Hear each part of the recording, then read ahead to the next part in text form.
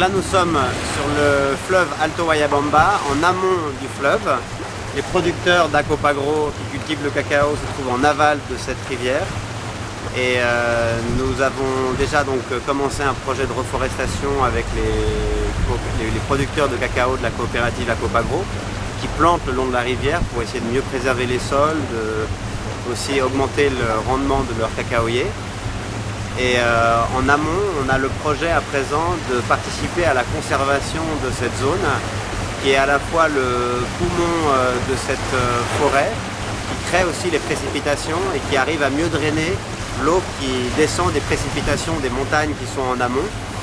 Et donc l'objectif, c'est une combinaison à la fois de la reforestation en collaboration avec les petits producteurs de la coopérative Acopagro sur leur lieu de plantation et sur des zones déjà déforestées, avec un projet de conservation des forêts existantes, puisqu'ici il y a une zone de plus de 127 000 hectares à préserver, qui est à la fois une énorme réserve de carbone. On estime que sur une forêt secondaire, on a environ 600 tonnes d'équivalent CO2 par hectare. Et donc sur 127 000 hectares, ça fait l'équivalent de près de 60 millions de tonnes d'équivalent CO2 qui sont captés, qui sont séquestrés dans ces forêts. On a vu en aval du fleuve qu'il y avait des entreprises forestières qui étaient positionnées et qui commençaient à couper dans la région. De plus en plus, on remonte le fleuve au fur et à mesure que les zones sont habitées.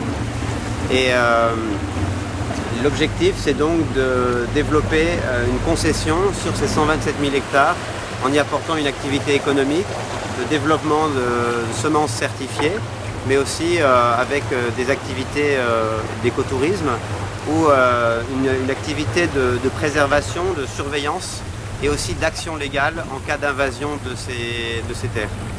Et l'objectif serait donc de combiner l'activité agricole du cacao avec la reforestation et la préservation de zones encore intactes, qui crée en fait un écosystème global pour la vallée d'Alto Guayabamba et qui permet de sécuriser les revenus des producteurs à terme et puis de valoriser l'ensemble de cette région.